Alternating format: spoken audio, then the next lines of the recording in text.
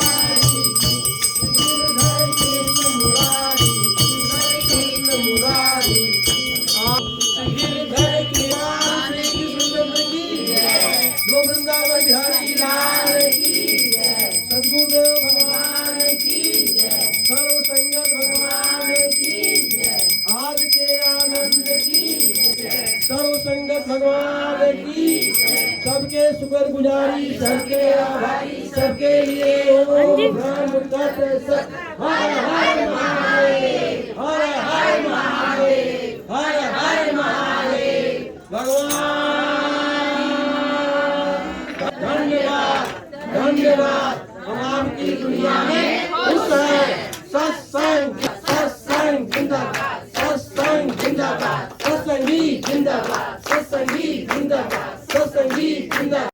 मैं दही बेचने आऊंगी, मेरा छोड़ दे, मेरा छोड़ दे दुपट्टा मंडला। मैं दही बेचने आऊंगी, मेरा छोड़ दे, मेरा छोड़ दे दुपट्टा मंडला। मैं दही बेचने आऊंगी। बोलो गुरु भगवान की जय।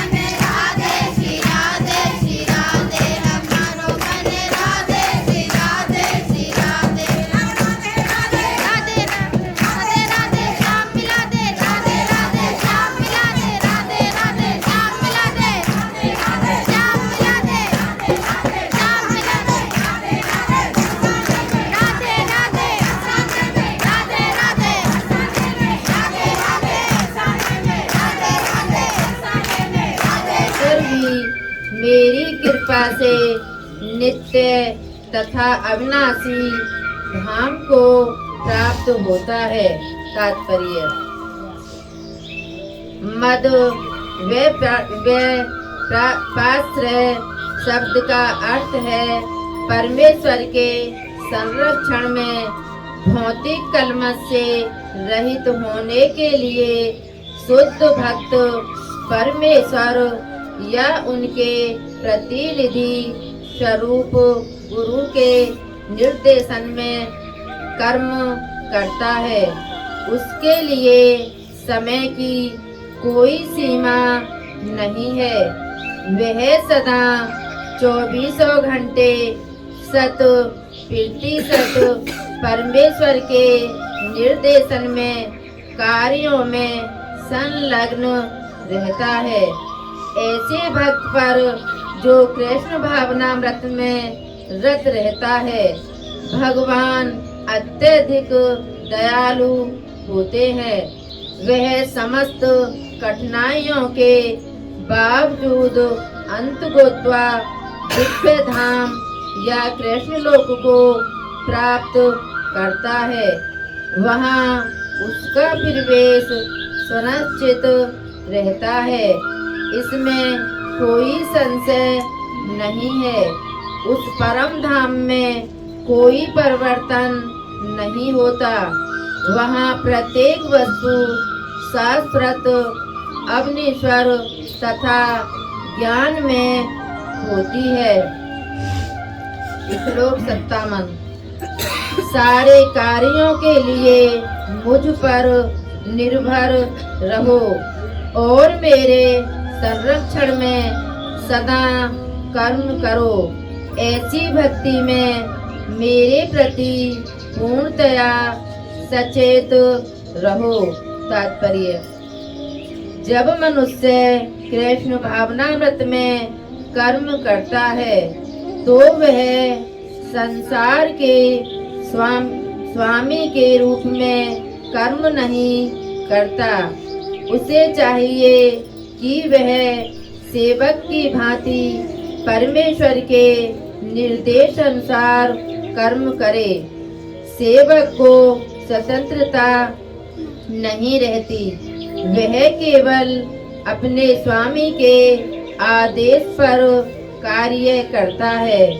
उस पर लाभ हानि का कोई प्रभाव नहीं पड़ता। वह भगवान के आदेश अनुसार अपने कर्तव्य का सच्चे दिल से पालन करता है। अब कोई यह तर्क दे सकता है कि अर्जुन कृष्ण के व्यक्तिगत निर्देश अनुसार कार्य कर रहा था, लेकिन जब कृष्ण उपस्थित न हो तो कोई किस तरह कार्य करे।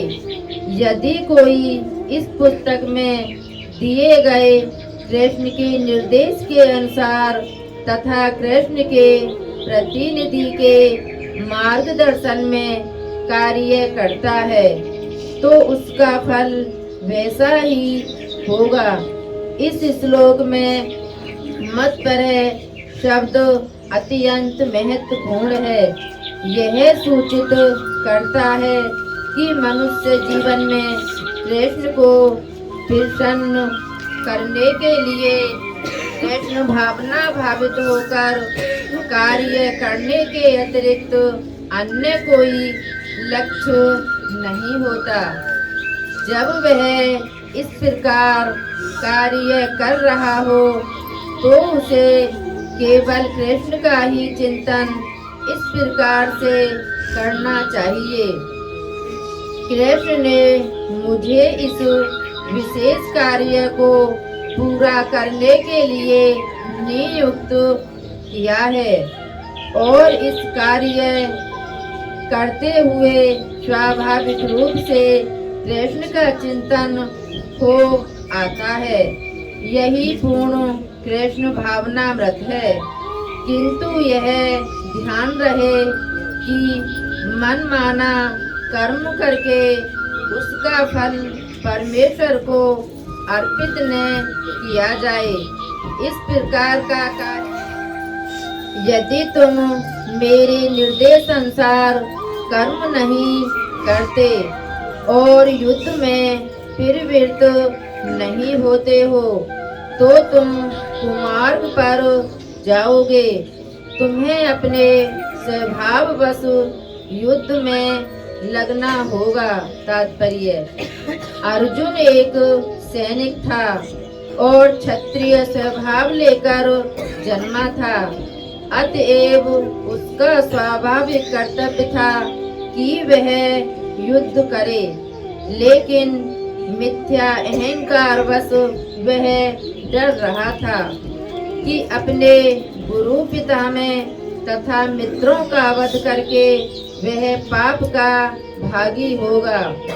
वास्तव में वह अपने को अपने कर्मों का स्वामी जान रहा था, मानो वही ऐसे कर्मों के अच्छे बुरे फलों का निर्देशन कर रहा हो।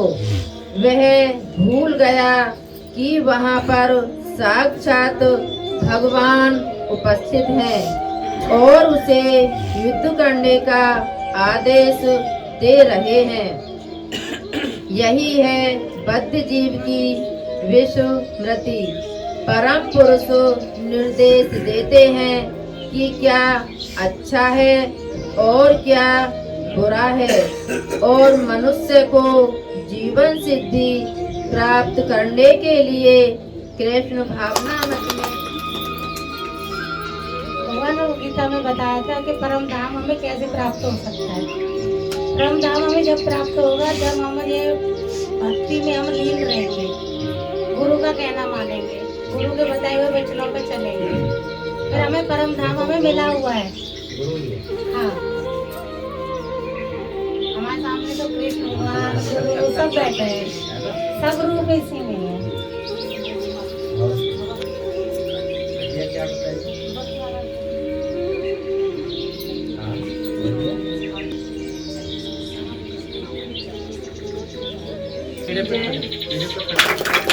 माता की माधव भगवान थोड़ा बताओ अपना अनुभव, कैसे सब अच्छा लग रहा है? बहुत शांति मिली है हमको, बहुत शांति मिली है। हंसना तो बिल्कुल मैं भूल गई थी, यही आके हंसना चालू हुआ। फिर 7 साल से वो बीमार पड़ गए थे बहुत ज़्यादा। वो खड़े अब तो इतना अच्छा से चल के आए हैं, चलते भी हैं, खूब अच्छा से अपना काम धाम भी कर ले रहे हैं। अब ये तो बहुत मुश्किल था, उनको पकड़ के हाथ चलाना पड़ता था, मतलब एक्सरसाइज ऐसे करवाना पड़ता था। बहुत कपन, पूरा शरीर हिलता था।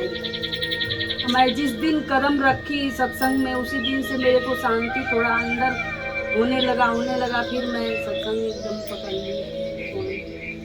बहुत अच्छा लगता है, लगता है माधव भगवान की जय। ये आपकी तो खाली बस एक थोड़ा सा लड़का जिद्दी करता है, बाकी कुछ अब थोड़ा हमको नहीं अब करना चाहिए। कोई एकदम ऐसे रहे, ऐसे चलते रहे हम लोग बस। बहुत खुशियाँ मिले आपको, आपके परिवार को।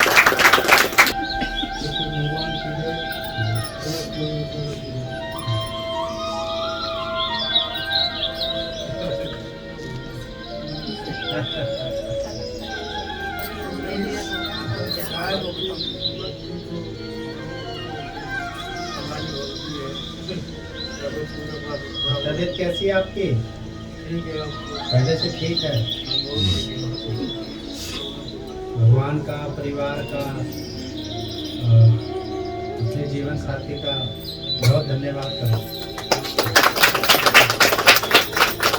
दुख में सभी साथी होते हैं, लेकिन दुख में जो काम आए वही सच्चा साथी उसी को कहते हैं।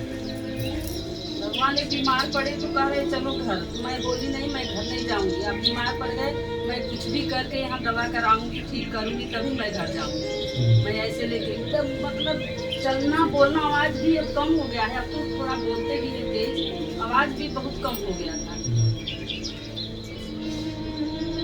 ईश्वर में विश्वास है कि भाई तुम युद्ध ना करो तो निमित्त मात्र हो भाई। तुम्हारे श्रेय तुमको मिल रहा है। ये तो सब मेरे वाले सब पहले ही मर चुके हैं। एक प्रसंग और है, जाको राखे साइया मार सके ना को, बाल न बाका कर सके जो जग बैरी हो। एक कथा है, एक परिवार था, बड़ा अच्छा बड़ा चल रहा था। उनके 5 संतानें थी। उनमें जो छोटा बेटा था वो थोड़ा सा काम उम नहीं करता था, निकम्मा टाइप था, लेकिन उसके अंदर एक बड़ा गुण था।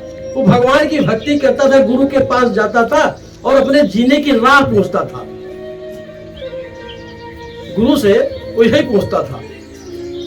तो उस देश का राजा को कोई संतान नहीं थी। उस देश के कोई तांत्रिक आए, एक महाराज जी आए, कोई तांत्रिक महाराज थे। उन्होंने कहा कि हे महाराज, अगर किसी की बलि आप दे दो, किसी लड़के की बलि दे दो तो आपको पुत्र हो जाएगा। तो राजा ने ढिढोरा पिटवा दिया कि कोई हमारे राज्य में है जो अपने पुत्र को दे सकता है। और उस परिवार, वह परिवार गरीब था और उसने सोचा ये तो निकम्मा है ही है, इसको दे दो।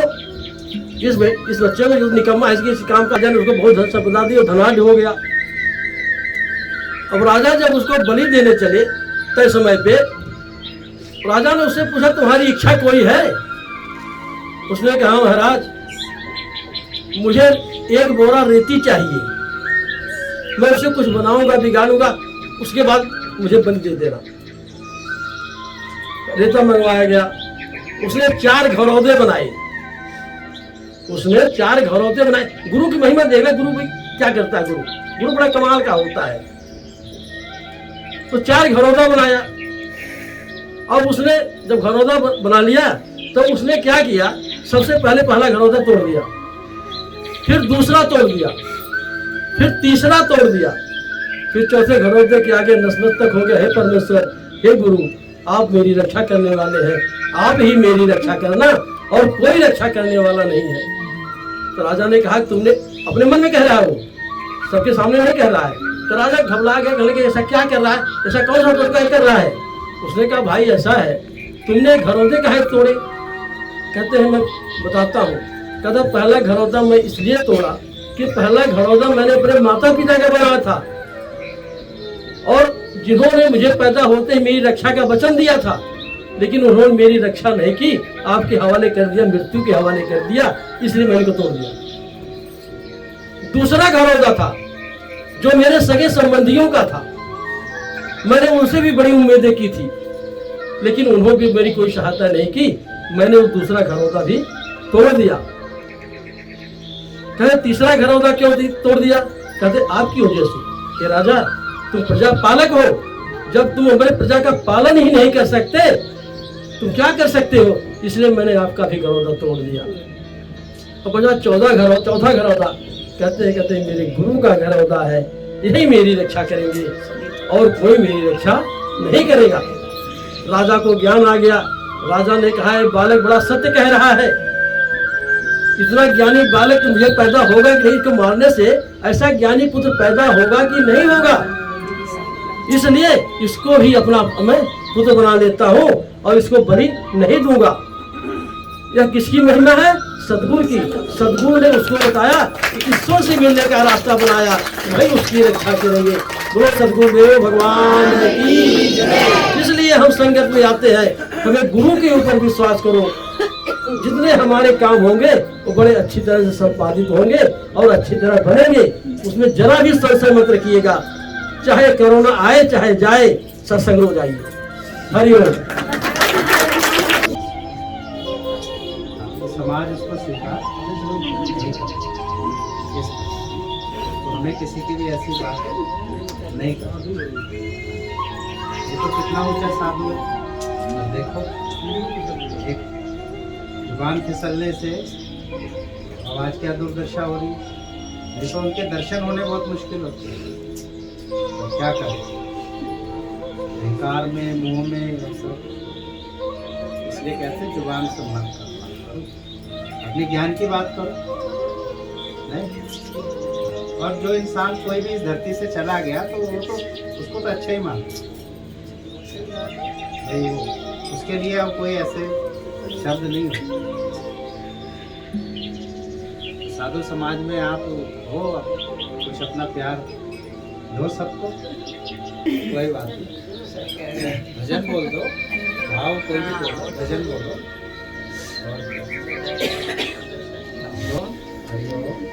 भगवान के शुक्राने, माधव भगवान के शुक्राने, और उनका नाम करेगा सर्वेश्वर। सब भगवानों के शुक्राने, सबको हरिओम। सब इतने लंबे लंबे नाम भी तो लंबा होना चाहिए। सही बात है, ये भी बात सही है। नहीं तो नाम भी तो सही इस हिसाब से सूट करना चाहिए। हाँ भैया, और जब भी आओ जाओ सर्वेश्वर।